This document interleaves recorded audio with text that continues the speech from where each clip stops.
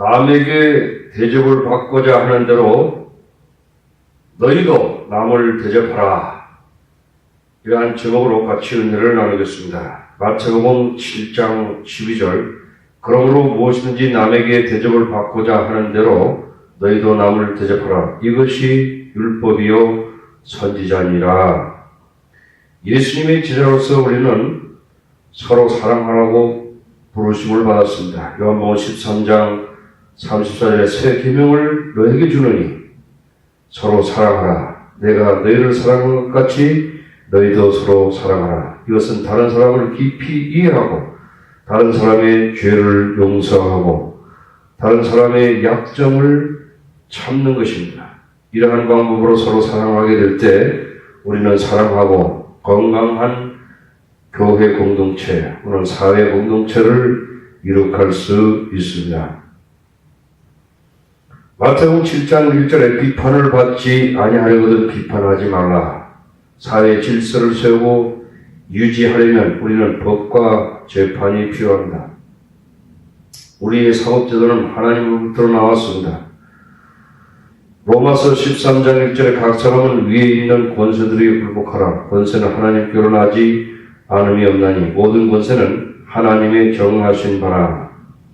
예수님께서 비판하지 말라는 것은 우리 자신을 하나님의 자리에 두지 말라는 것입니다. 정죄는 인간의 타락한 성격으로부터 나오는 것이고 타락한 성격의 교만과 자기 의에서 나오는 것입니다.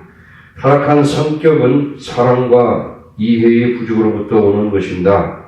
비판하는 것은 비판으로서 인내서 남들을 부서뜨리는 것을 말합니다. 연못에 돌을 던졌을 때 개구리는 돌에 맞아 죽습니다. 사람들을 정죄하는 것은 다른 사람들에게 상처를 주고 사람들 사이의 관계를 깨트리는 것입니다.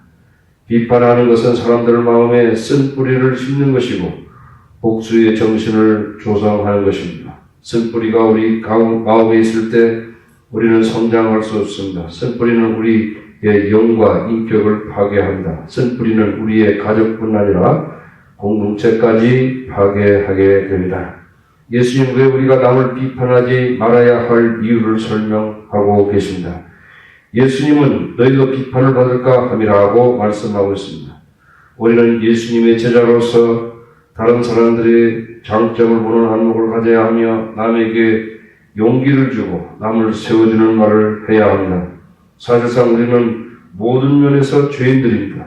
하나님이 우리를 세밀히 조사하고 살필 때 잘못이 약점으로 가득한 것을 보게 됩니다. 그럴 때 우리는 비판할 자격이 없는 것을 알게 됩니다. 남을 비판하는 것은 하나님만이 하실 수 있는 일입니다. 우리가 비판하게 될 때 하나님의 절대 주권의 권세와 이를 찬탄하는 것이 되는 것입니다. 예수님은 마태복음 7장 5절에 의식하는 자여 먼저 내 눈 속에서 들보를 빼라. 그 후에야 밝히 보고 형제의 눈 속에 있는 티를 빼리라. 우리 눈에서 들보를 빼어내는 것은 무엇을 의미합니까? 우리는 죄의 심각성을 알게 되고 예수 그리스도의 은혜의 깊이를 알게 될 때 나는 다른 사람의 잘못을 티같이 작다는 것을 알게 될 것입니다. 바울은 한때 자신이 어렵고 거룩하다고 생각한 적이 있었습니다. 그래서 바울은 스데반을 죽도록 정죄하였습니다. 그러나 바울이 부활하신 예수님을 만났을 때 예수님의 빛이 그에게 비추게 되었을 때 그의 모든 어둠이 노출되었습니다. 그런 다음 바울은 얼마나 처참한 죄인인 것을 알게 되었습니다.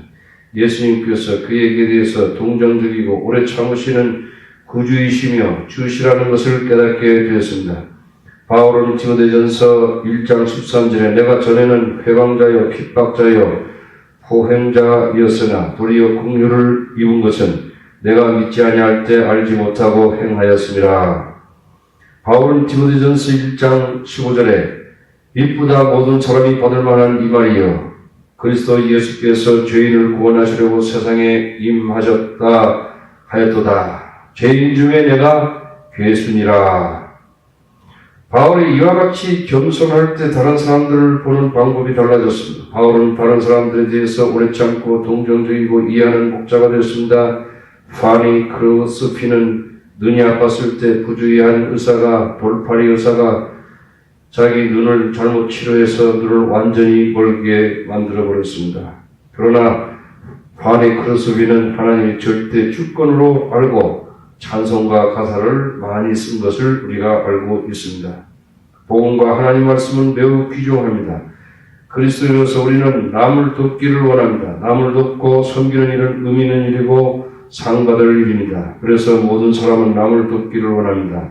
그러나 그렇게 하는 것은 쉽지 않습니다. 부유한 그리스도인은 남을 도울 때 지혜를 주시라고 기도하였습니다. 어떤 사람들이 얼마나 귀하고 감사하고 존경하는 마음으로 주어야 하는지를 알았습니다. 그래서 그는 다시 겸손한 마음으로 자신의 물질을 받아줄 것을 요청하였습니다. 필요한 형제는 기쁨으로 받게 되었고 그들의 관계는 새롭게 꽃이 피게 되었습니다. 많은 사람들이 남을 돕는데 실패하는 문제가 환경과 시간적인 문제가 있다고 합니다. 남을 돕기 전에 우리는 하늘의 지혜를 위해서 기도해야 할 것입니다. 이 지혜를 우리는 어디서 찾아야 합니까? 예수님은 구하라 그러면 너에게 주실 것이요 찾으라 그러면 찾을 것이요 문을 두드리라 그러면 너에게 열릴 것이라고 말씀하고 있습니다. 구하고 찾고 두드리라는 단어들은 현재 시제들입니다. 주실 것이요 찾을 것이요 열릴 것이라는 것은 미래 완료 시제입니다. 이것은 우리가 계속해서 기도할 때 하나님은 반드시 그분의 적절한 시간에 확실히 응답하신다는 것을 말씀해주고 있습니다. 우리가 기도하는 대상이신 하나님 아버지에 대해서 말씀하고 있습니다.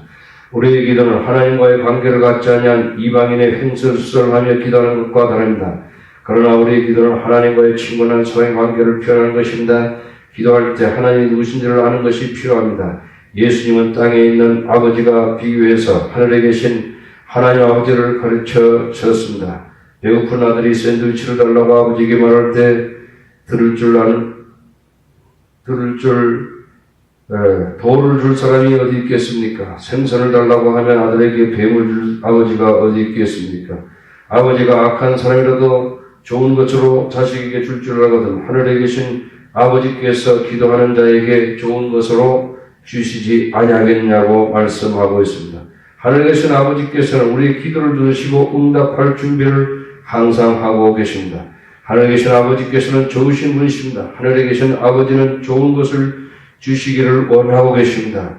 하나님은 우리를 이렇게 사랑하셔서 그분의 독생자를 우리의 몸값을 위한 희생 제물로 내어주신 것입니다. 하늘에 계신 하나님 아버지는 우리에게 영원한 생명과 하나님 나라를 주셨습니다. 우리가 다른 사람을 돕고 사랑하는 데 필요한 것을 하나님께서는 얼마나 더 주시지 아니하시겠습니까? 바울은 로마서 8장 32절에 자기 아들을 아끼지 아니하시고 우리 모든 사람을 위하여 내어주시니가 어찌 그 아들과 함께 모든 것을 우리에게 은사로 주지 아니하시겠느냐고 말씀하고 있습니다. 하늘에 계신 아버지는 지혜와 동정과 사랑과 이해와 모든 물질의 원천이시고 선한 열매를 맺는 방법에서 남을 돕는 데 필요한 모든 것을 주시는 분이십니다. 마태복음 7장 10절에 그러므로 무엇인지 남에게 대접받고자 하는 대로 너희도 남을 대접하라. 이것이 율법이요 선지자니라. 예수님이 가르침은 매우 긍정적입니다. 우리 모든 사람은 다른 사람들부터 사랑받기를 원하고 있습니다. 다른 사람들부터 존경받기를 원합니다. 우리는 다른 사람이 이해와 용서가 필요합니다. 당신은 다른 사람들이 알아주기를 원하십니까? 그러면 다른 사람을 먼저 알아주십시오. 다른 사람이 이해와 용서를 원하십니까? 그러면 다른 사람을 이해하고 용서하십시오. 다른 사람들에게 사랑받고 존경받기를 원하십니까? 그러면 다른 사람들을 존경하고 사랑하십시오. 우리가 다른 사람들을 이해하고 사랑하고 존경하고 용서하고 인정할 때 우리도 이해받고 인정받고 존경받고 사랑받고 용서받을 것입니다. 아멘. 그것은 메아리와 같습니다. 산에 올라가서 당신을 존경하고 이해하고 인정하고 용서하고 사랑합니다 하고 해보십시오. 그러면 똑같이 우리가 듣게 될 것입니다. 그러나 현실적으로 우리는 우리의 힘으로 그렇게 할 수 없습니다. 우리는 기도를 통하여 하나님으로부터 오는 지혜와 힘이 필요합니다. 우리가 황금률을 우리의 삶에 실천하게 될 때 우리의 삶은 크게 변화될 것이고 우리는 진정 행복하고 기쁠 것입니다. 우리는 황금률을 실천하신 하나님 아버지의 형상 가운데서 성장할 것입니다. 우리가 죄와 죽음의 능력에 의해서 종이 되었을 때 하나님은 우리를 정죄하지 않으시고 오히려 하나님은 우리를 이해하시고 용서하시고 예수 그리스도를 보내셔서 하나님의 관계를 회복하셨습니다. 아멘.